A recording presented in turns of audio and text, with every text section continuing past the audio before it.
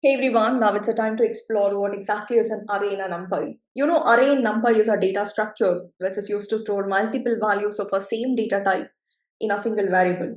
It is much faster and more memory efficient compared to the Python list. You might have a question. We also studied that lists are also data structures used to store information.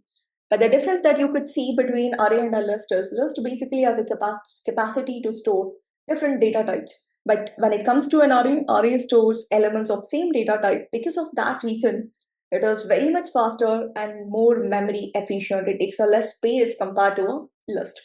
Okay, so how to create an array? Very first thing, so make sure you import a library, import numpy as np, make sure you run that. And then first thing is, zero dimensional array. Zero dimensional array in the sense, it's a point in a space, or I would say, yeah, it's a point in a space.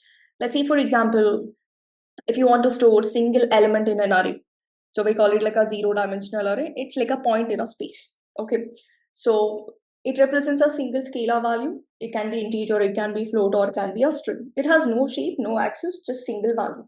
So creating an array is very simple to store a single value. Let's say I just want to store value 100.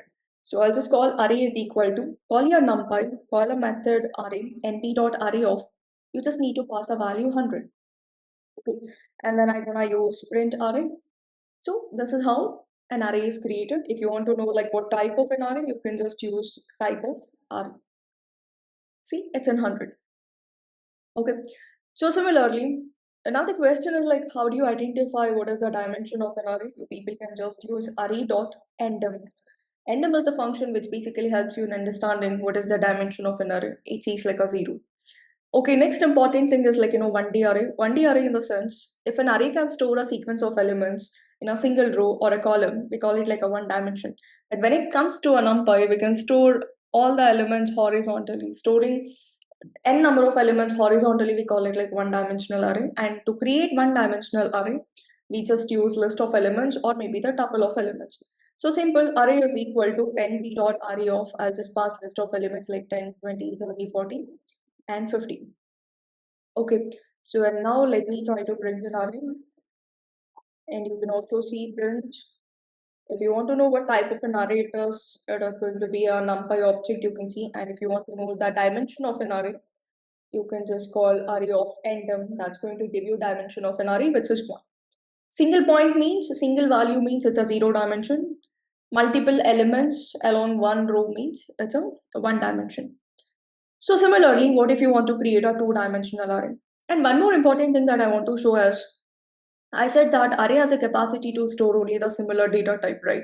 So what if I include some string into this? What will happen? It will convert everything into a string. That's an interesting thing about an NumPy. So among all the data types, string is the dominant. Among integer string, obviously string is dominant. It is converting everything into one data type. Hope this is clear. You can also pass list of elements or you can pass tuple of elements as well instead of list. You can also give a common brackets parenthesis. So even still the array will be created. Okay. So next important thing is, 2D array. 2D array in the sense it's like a table or a matrix format. So matrices are basically called as a 2D array. Let's say, for example, you want to store values in this format, 2 rows and 2 columns. So that's where 2D array plays an important role. Very simple. You just need to use a nested list. Okay, so I'm just creating nested list, list within a list. Create one list, then create one more list for the first row elements, then create one more list for the second row elements, like this. Then what I'll do, I'll just call array is equal to np.array of, sorry, np.array of, you just need to pass your nested list.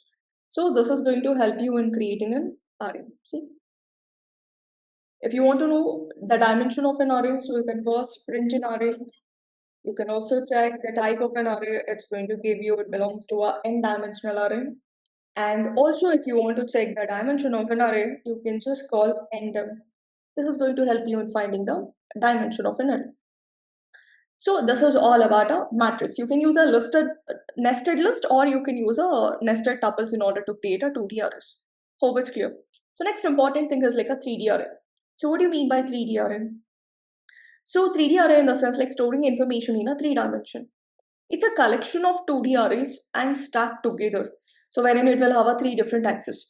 Okay, let's say for example, point means it's a zero dimension, straight line means it's one dimension, two axis means it's two dimension, three axis means it's a three dimension, 3D, X, Y, Z.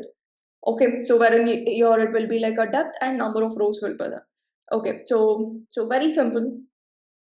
So I'll just create an array. Array is equal to, I'll just use np dot array of.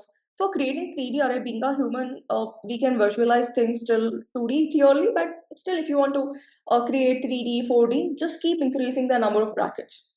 See, you have a 2D array right here. You can see two brackets for a 2D array. So if you increase one bracket, if you just increase one bracket, so this is going to be like a 3D array. So here this is called array dot end. This is a three-dimensional array because three brackets. Okay, like this, what if I keep repeating the number of matrices? You can repeat the number of matrices. Even still, it's going to be a 3D array only. Collection of multiple 2D arrays within our list. They're all stacked together. They're all combined together. We call it like, three-dimensional array. So similarly, what if you want a four-dimensional array? You can just increase one more bracket so that, you will get the dimension like a four. If you want a higher dimensional array, just keep increasing the number of brackets so that, the dimension of an array can be increased. So this is all about, array creation. I hope it's clear. Thank you. Happy learning.